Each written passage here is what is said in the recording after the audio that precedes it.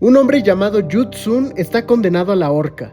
El narrador nos sitúa en la Primera Guerra Mundial. Yu Tsun, un espía que trabaja para Alemania, escribió una declaración y será lo que leeremos en las siguientes páginas del cuento. Comienza diciendo que lo persigue un capitán del ejército inglés, aunque es irlandés. Su nombre es Richard Madden. Si logra la captura de los agentes del Imperio Alemán, podrá redimirse de su acusación de traición. Pronto, Yu Tsun nos confirma que él posee un secreto, el cual Madden ignora, y que es el objetivo para poder elevar su nombre, que un asiático le dé la clave a los alemanes para poder vencer. Antes de salir huyendo de su departamento, el cuento nos prepara para adentrarnos en lo que veremos más adelante. Comienza a decirnos todo lo que se llevó antes de salir, y una de las cosas es una carta que resolví destruir inmediatamente y que no destruí. Estos pares contradictorios serán relevantes más adelante. Al llegar a la estación de trenes y preparar su huida, Tsun se da cuenta de que ya lo sigue el general Madden. Sin embargo, logra escabullirse y escapar. Pregunta por la estación Ashgrove y se decide por bajar. En el andén ocurre algo que vuelve a darnos pautas de la rareza del cuento. Resulta que dos niños le preguntan si va a casa de un tal Stephen Albert. El otro le da indicaciones, siempre a la izquierda. Tsun les da una moneda y emprende su camino.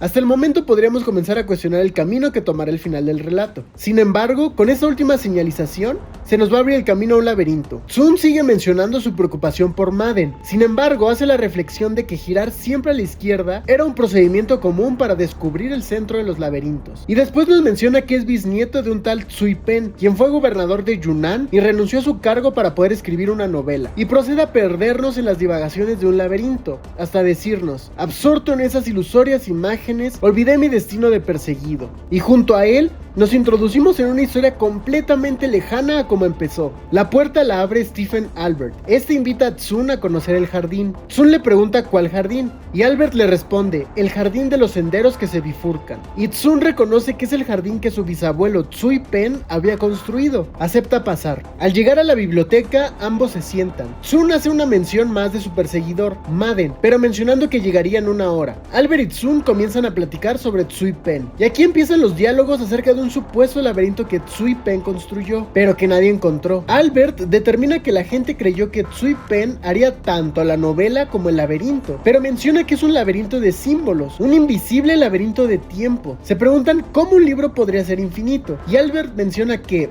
en todas las ficciones, cada vez que un hombre se enfrenta con diversas alternativas, opta por una y elimina la otra. Pero en la novela de Tsui Pen, todas las posibilidades ocurren, todo es simultáneo. Lo que ocurre en un principio podría cambiar en el siguiente capítulo. ¿Por qué? Porque esa era la visión de Tsui Pen, las multiplicidades de tiempos, lo que hoy llamamos multiversos, en donde en un tiempo yo hago este video y en otro ustedes son los que lo hacen. Se menciona el ejemplo de una batalla y cómo en dos capítulos se resuelven de distinta manera, pero la clave de todo está en el tiempo, pues es algo incomprensible para nosotros. El ser humano solo es capaz de percibir un tiempo lineal y, de hecho, solo podemos comprender el ahora. Nuestro pasado está construido por algo llamado deixis, que es una referencia. Si yo digo, ayer compré zanahorias, la deixis de referencia solo aplica para los que vean el video un viernes 12 de diciembre de 2025, puesto que quien lo vea en otro día se perderá en la referencia deíctica que implica la palabra ayer. Entonces, la referencia de nuestro pasado es a través del lenguaje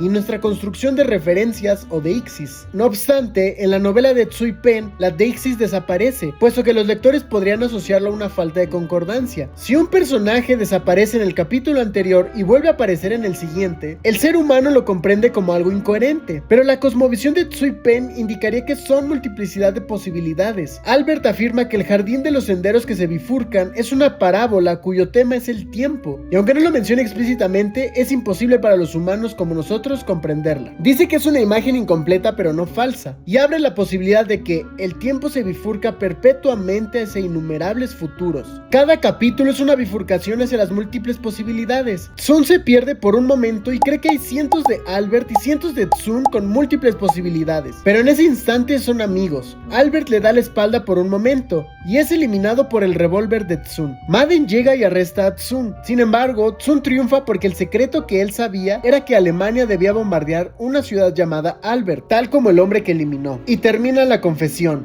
y a su vez el cuento. Ese cuento es muy complicado, pero después de muchas relecturas creo encontrar la clave. Lo evidente son dos historias que bien podrían ser cuentos separados. El cuento no es una representación precisa de lo que se plantea en la novela de Tsui Pen. No hay múltiples posibilidades hasta donde yo las busqué. Sin embargo, creo que la clave está en el título del cuento: el jardín de los senderos que se bifurcan. El verbo bifurcar apela a la separación de dos elementos, lo que nos indica ello es el prefijo bi, que alude a dos componentes, como en bicolor, bimestre o bicicleta. Si fueran múltiples posibilidades, el verbo ramificar quedaría mejor. ¿Pero qué pasa en este cuento? Pues solo hay dos historias. Hubo una bifurcación cuando Tsun llega a Ashgrove. Si bien antes se nos mencionan ciertos indicios de bifurcaciones, es hasta este momento que comienza una narración que realmente es un poco contradictoria en la historia de persecución. Lo último que alguien haría, si lo están persiguiendo, es sentarse a hablar de una novela, pero todos los elementos que se mencionan justo después de que sale del andén nos introducen a un laberinto. Poco a poco vamos sintiendo ganas de saber qué pasa y las posibilidades de esta novela. Y tal vez hoy vemos los multiversos como algo muy normal tras la inclusión popular de Marvel, pero este texto tiene más de 80 años. Sin duda, ese cuento te hace perder un poco el control de la lectura. Al final, Borges no escribió la novela de Tsui Pen, pero sí nos hace enredarnos en su jardín laberíntico de senderos que se bifurcan.